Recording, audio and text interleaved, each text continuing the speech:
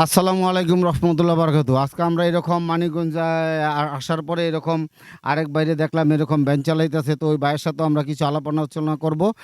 তো এই যে এই জায়গাটার নাম কি? এই যে যে জায়গাটা বর্তমানে আমরা আছি, কন্ডাক্টপুর। কন্টেকপুর, মানিকগঞ্জ কন্টেকপুর। হ্যাঁ, প্রচুর গরম, এই গরমের মধ্যেও তারা এই ভ্যান চালাইতে হয়।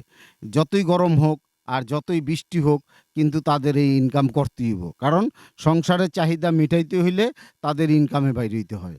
ভাইয়ের ফ্যামিলিতে আটজন, অথচ ভাইয়ে এই ভ্যানটা চালাই ভাই এরকম কি করে মা বাবার জন্য, হ্যাঁ, ছেলে সন্তানের জন্য, স্ত্রীর জন্য পরিশ্রম করে যাইতেছে।